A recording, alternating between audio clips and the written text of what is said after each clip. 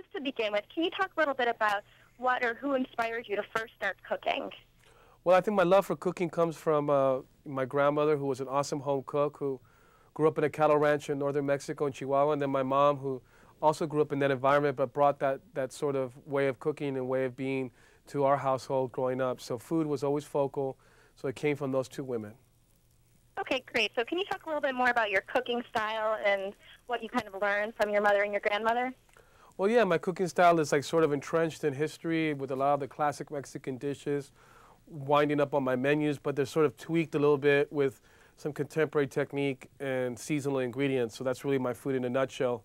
And I like to do it where I like to have a lot of different flavors present and do great, displays of food, finger foods. That's what I have in front of me right now. Very cool. So a lot of our users at our recipe site, they love quick and easy recipes. So if you had to give your go-to weeknight meal, what would it be? Well, you know what? If I could show you this recipe that I have right here in front of me, Sophia, I think this is a perfect example of something simple and easy to do. Right here I have some shrimp. Very simple. It's just been peeled and deveined. I'm just drizzling olive oil on top, no big deal. Put a little bit of black pepper, a nice generous pinch of chili powder, a little bit of cumin, and then coriander seed and salt. And all you got to do is just mix this up, really. So in essence, what you're doing is just making a quick little marinade for the shrimp or a spice rub. And this is something that you could do ahead of time, have this shrimp all seasoned up, and then when your guests come over, or when you're ready to serve, I should say, for your guest at home, just sear these up. Put them in a hot pan, and you cook them for about 2 minutes on each side, and then you can either put this on top of a little bit of pasta or serve this in a sandwich, or you can just serve this simply like I have here with a tostada, which is a crispy tortilla with a little with a little tomato and avocado salsa. And this is really what it's about. When people come over, when I cook at home or when I'm having people over, this is the kind of things that I make. That sounds really delicious. Yeah, it's great. Right now we're in a very interesting time where we have, the Oscars and all these wonderful things happening and Super Bowl. This is the time to have people come over to your home and entertain. And then when people come over to my house, I like to have a lot of different finger food for them, and then I like to give them cocktails. That's actually the way I really get the mood set. So I love having authentic spirits that represent my heritage. And the tequila is great, but really something that I love enjoying at home with my friends is Kahlua. And right here I have some Kahlua and ginger ale, and this is actually from Veracruz, Mexico. So what you're talking about here is all the flavors of vanilla and chocolate and coffee. They're all present, but as an aperitif when people arrive, and something really refreshing. Yeah, I never would have thought to combine those two, and I love them both, so that's really cool. Well, yeah, and it's a great starter cocktail. Even over just some soda over ice, it's wonderful as well. And, when it comes to the food, it's just give them something that's accessible, something that's easy.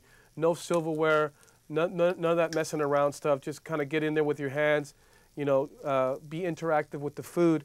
And, all these recipes and sort of this feeling that I'm creating, I like to call it my Delicioso Nights In.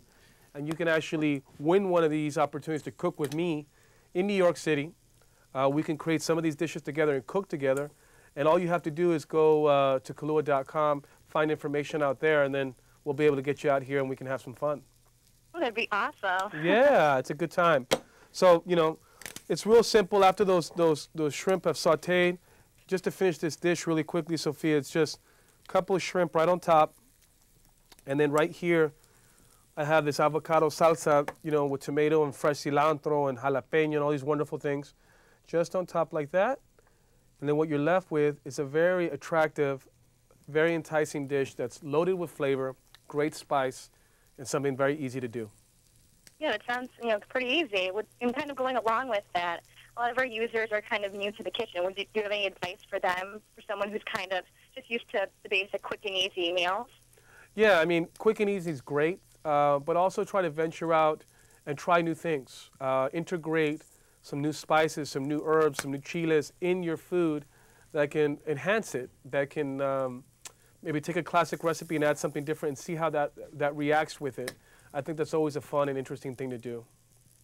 Okay, great. And my last question is, now that the new year has started, do you have any predictions for some new food trends that we should be on top of for the new year? Well, I start to think that you're going to see more regional foods. I think people are going to start to highlight not just certain cuisines and ethnic cuisines, but I think you're going to see even more of a deeper dive into what those cuisines have to offer. So more regional cooking from big countries like Thailand and Mexico and all of these things, more concentrated. Okay, great. Well, thank you so much. Thank you, Sophia, for having me.